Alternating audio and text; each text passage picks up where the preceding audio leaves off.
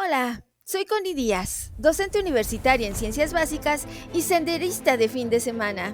En este canal, la ingeniería y la naturaleza se unen para enseñarte a superar tus propias cumbres, tanto académicas como personales. Seguramente has visto la película de Titanic y has observado que desde muchas vertientes se ha tratado de explicar el porqué del hundimiento de este barco. Acompáñame a analizar qué fue lo que involucró el hundimiento del Titanic desde el punto de los principios termodinámicos y desde conocimientos básicos de la ciencia de los materiales, explicando algunas posibles causas del hundimiento. Pero antes, te invito a darle like y suscribirte al canal. Bienvenido. El RMS Titanic se hundió en las gélidas aguas del Atlántico Norte aproximadamente a -2 grados Celsius la madrugada del 15 de abril de 1912. Tras chocar con un iceberg, el agua comenzó a inundar los compartimientos del barco, provocando su hundimiento. En este caso, analizaremos los fenómenos termodinámicos involucrados, como el calor, el trabajo, así como la primera ley de la termodinámica. Datos conocidos.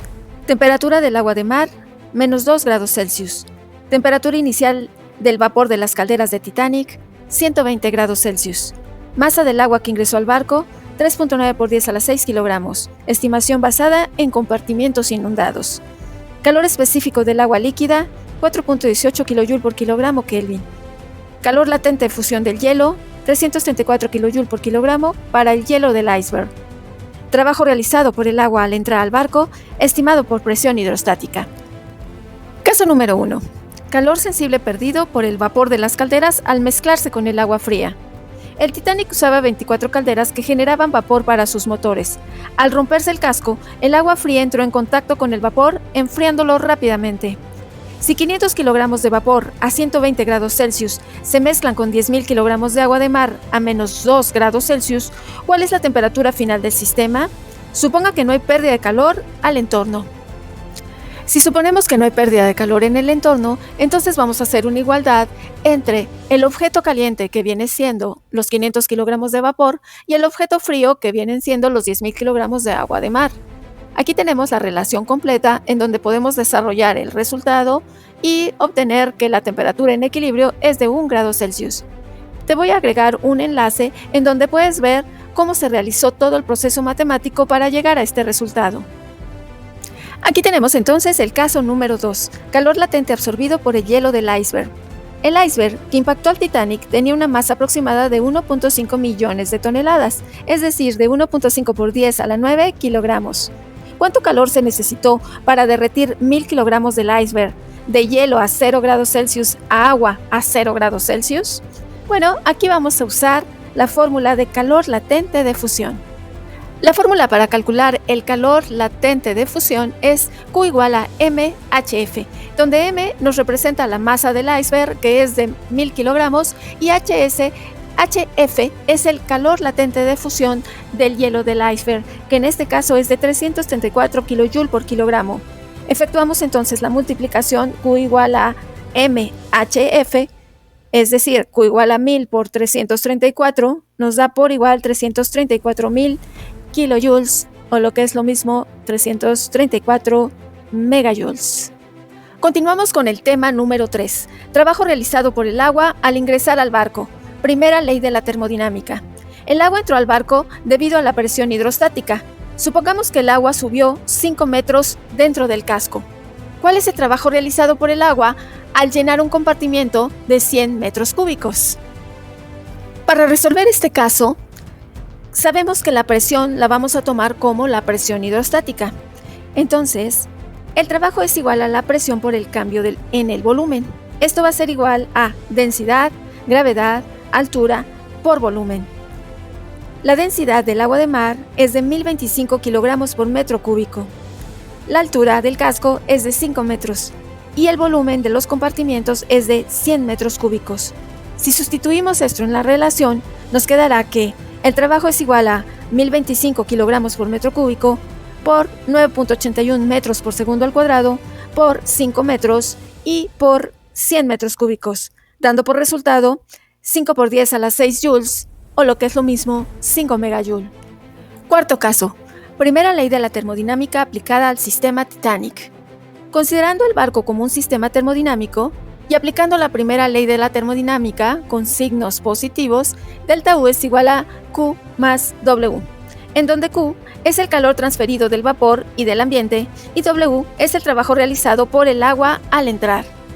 Si el agua que ingresó al barco liberó 2.5 por 10 a la 9 Joule de energía térmica al ambiente, es decir, que una pérdida de energía calorífica, y además el agua de mar generó un trabajo sobre el casco, así que al aplicar la primera ley de la termodinámica vamos a considerar ambos signos negativos.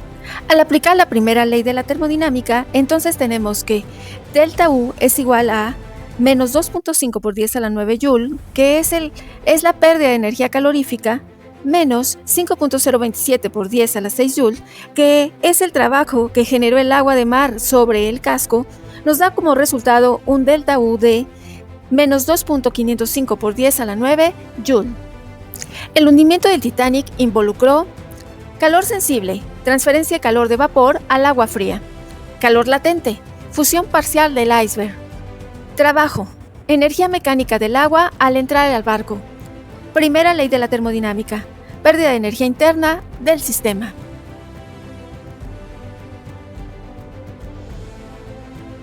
Todos conocemos la trágica historia del RMS Titanic, aquel enorme transatlántico hundido en la madrugada del 15 de abril de 1912 durante su viaje inaugural, luego de chocar contra un iceberg. En el hundimiento del Titanic murieron 1.496 personas de las 1.208 que iban a bordo, lo que convierte esta catástrofe en uno de los mayores naufragios de la historia ocurridos en tiempos de paz. En este video vamos a tratar de analizar las razones que ayudaron al hundimiento del Titanic, analizando el acero del casco y los procesos constructivos desde el punto de vista de la ciencia de materiales. Este análisis se basa en el paper Metalurgia del RMS Titanic, publicado por Tim Foek del Instituto Nacional de Estándares y Tecnología estadounidense. Los hechos.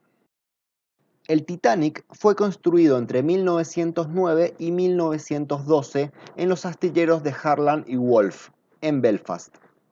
Tenía una tripulación de 885 personas y una capacidad de 2.787 pasajeros. El barco fue diseñado para ser lo último en lujo y comodidad, y contaba con gimnasio, piscina, cubierta, biblioteca, restaurantes de lujo y opulentos camarotes para los viajeros de primera clase. Además, el barco estaba equipado con algunas medidas de seguridad avanzadas para la época, como los mamparos de su casco y las compuertas estancas activadas a distancia. Sin embargo, las medidas resultaron insuficientes, ya que solo portaba botes salvavidas para 1.178 pasajeros, poco más de la mitad de los que iban a bordo y un tercio de su capacidad total de casi 3.600 personas. Entre sus pasajeros se encontraban algunas de las personas más ricas del mundo, además de cientos de inmigrantes de nacionalidad irlandesa, británica y escandinava, que iban en busca de una mejor vida en Estados Unidos.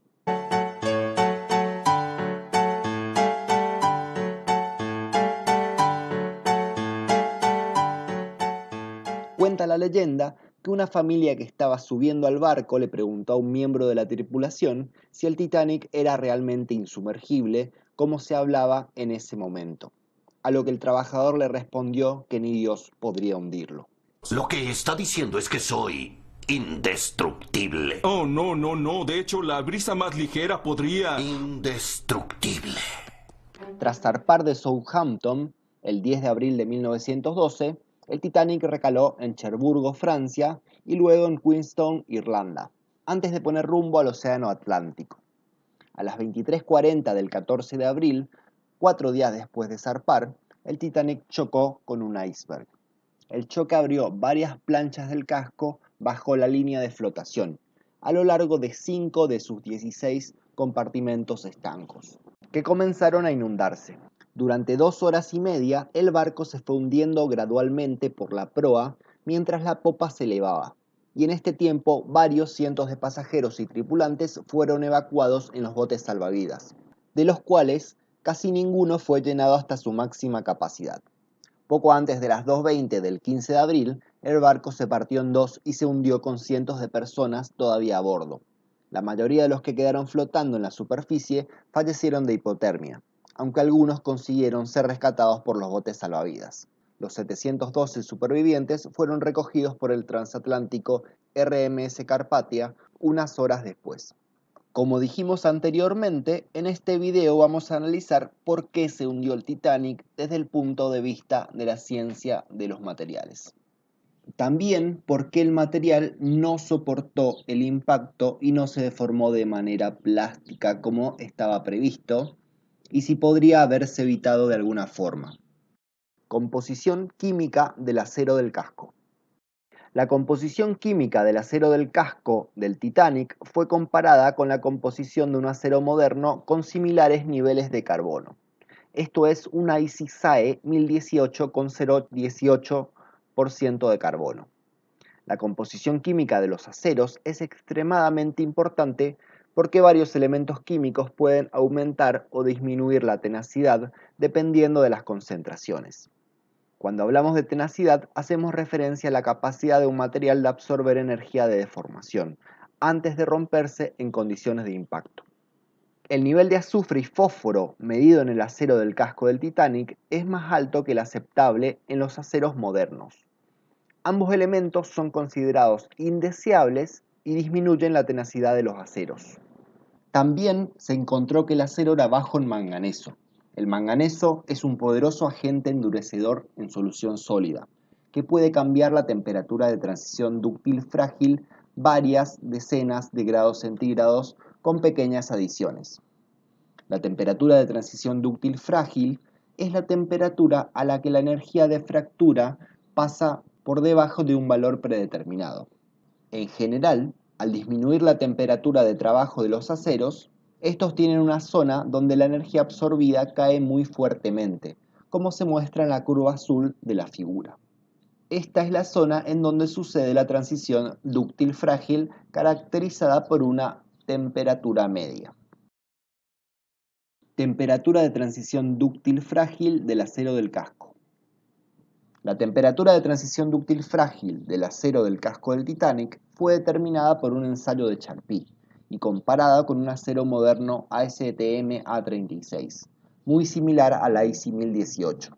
Se prepararon dos grupos de probeta Charpy del acero del casco.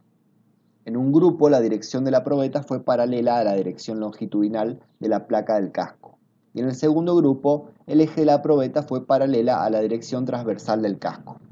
La figura que se muestra compara los resultados experimentales de la prueba de impacto Charpy del acero del casco del Titanic para las direcciones longitudinal y transversal con un acero moderno ASTM A36. Se obtuvo una temperatura de transición de menos 15 grados Celsius para el acero moderno A36, mientras que las muestras del Titanic arrojaron temperaturas de transición de más 40 y más 70 grados Celsius para las direcciones longitudinales y transversales. Las temperaturas de transición del acero del Titanic están muy por encima de la temperatura del agua, de menos 2 grados Celsius, en el momento de la colisión del barco con el iceberg, por lo que el acero del casco se comportó como un material muy frágil en el momento del impacto. Microestructura del acero del casco. Como era de esperar en un acero de bajo carbono, en el acero del casco del Titanic se observó una microestructura de ferrita y perlita, con granos de ferrita grandes y colonias de perlita grandes y gruesas. El gran tamaño de grano y la perlita gruesa son consistentes con el enfriamiento por aire de la chapa laminada. Las micrografías de un acero IC 1018 moderno muestran un tamaño de grano de la ferrita más fino y una perlita mucho más fina también. Esta microestructura es típica de este material maquinado seguido de un tratamiento denormalizado. En general, los granos de ferrita más grandes y las colonias de perlita de mayor tamaño dan menor tenacidad. Una microestructura más fina, tanto en términos de tamaño de grano de ferrita como de espaciado de laminillas de perlita, habría producido una temperatura de transición significativamente más baja en la composición química del acero del Titanic. Esto podría haberse obtenido realizando un tratamiento térmico de templado o normalizado. Sin embargo, las primeras formas cuantitativas de comenzar a evaluar la tenacidad de la fractura de un material, entre ellas la prueba de Charpy, se idearon aproximadamente en la época de construcción del Titanic. Efecto de las técnicas de fabricación y el diseño arquitectónico. Varias prácticas comunes en la construcción naval de principios de siglo pueden haber contribuido a que la fragilidad del acero sea un factor en el hundimiento del Titanic. Todos estos se señalan aquí solo como posibilidades, y es posible que nunca se sepa con certeza el efecto exacto que cada uno puede haber tenido en el hundimiento. Debido a la falta de comprensión de la sensibilidad a las muescas en las aleaciones de base hierro, no se intentó eliminar las concentraciones de tensiones de la arquitectura del barco. Estos se encuentran comúnmente en las esquinas de las trampillas, las uniones de trancas y similares. Se descubrió que estas eran fuente de grietas quebradizas en los barcos Liberty usados en la Segunda Guerra Mundial. Grietas en los agujeros de los remaches. Los agujeros de los remaches en las placas del casco del Titanic y de todos los barcos de la época se perforaron en frío utilizando un ariete accionado por vapor. Tras un examen minucioso, se encontró que estos agujeros de remache contenían una pequeña cantidad de grietas. Sin embargo, los constructores navales generalmente no se preocupaban por ellos, porque eran muy pequeños y pensaban que un remache bien clavado ejercería una tensión de sujeción que anularía cualquier riesgo. Tras el impacto del casco a bajas temperaturas, estas grietas podrían haberse propagado y unido entre sí, dando como resultado la falla de la placa. Variabilidad del acero del casco. Los dos fragmentos de placa recuperados del naufragio y analizados hasta la fecha han exhibido diferencias significativas, tanto en la composición química como en las propiedades de microestructura y fractura. Pareciera ser que ambas porciones de la placa fueron laminadas a diferentes temperaturas. Por lo tanto, el barco pudo haber tenido zonas del casco más propensas a la fractura frágil. El RMS Olympic fue un transatlántico británico diseñado casi idénticamente al Titanic, construido en los mismos astilleros y perteneciente a la misma compañía naval. El RMS Olympic se había fabricado un año antes y se encontraba en servicio en el momento del hundimiento del Titanic. A diferencia de este, el Olympic operó durante un largo periodo, desde 1911 hasta 1935, incluido el servicio como buque de transporte de tropas durante la Primera Guerra Mundial. Luego del hundimiento del Titanic, el Olympic fue retirado de servicio y enviado al astillero de Harland y Wolff con el fin de mejorar su seguridad. Durante los 6 meses que estuvo fuera de servicio, se añadieron 48 botes salvavidas, fueron mejorados 5 de los 16 compartimentos estancos y fue aumentada la altura del doble fondo, haciendo que el casco fuese más resistente. Operó casi sin inconvenientes hasta el año 1935. Podemos concluir que el hundimiento del Titanic, desde el punto de vista de la ciencia de los materiales, se debió a que la composición química del acero del casco contenía impurezas que producen fragilidad en exceso, fundamentalmente azufre y fósforo, y contenía menor porcentaje de manganeso que los aceros modernos, el cual ayuda a aumentar la resistencia de la aleación. Todo esto, combinado con el efecto de una microestructura poco controlada, hizo que el material tenga una temperatura de transición dúctil frágil muy alta. Al navegar por aguas casi heladas, el acero del casco se comportó como un material excesivamente frágil, sin poder soportar la energía del impacto mediante la deformación plástica. Además, un diseño con muchas concentraciones de tensiones y fisuras en los remaches del casco pudieron ayudar a la propagación de grietas durante el impacto. Desafortunadamente, en la década del 10 recién empezaba el estudio de las técnicas de tenacidad de la fractura e impacto en aleaciones metálicas. Con el conocimiento actual y las técnicas de procesamiento, un material de estas características nunca sería aprobado para fabricar un casco de barco. La cumbre es el conocimiento generado. El agua de mar, al mezclarse con el vapor de las calderas, al romperse el casco, efectuó un cambio de temperatura de 120 grados Celsius hasta 1 grado Celsius. Esto ocasionó un colapso en la generación de vapor. Al fundirse parcialmente el iceberg, generó un incremento en la energía, y cuando el agua entró al barco, desarrolló un trabajo mecánico que concluyó en una pérdida de la energía interna. El conocimiento básico de los materiales nos permite generar ciertas conclusiones con respecto a la resistencia del casco y a preguntarnos, ¿esta tragedia pudo haberse evitado? Las verdaderas cumbres no se miden en metros, sino en las lecciones que dejan grabadas en quien se atreve a enfrentarlas.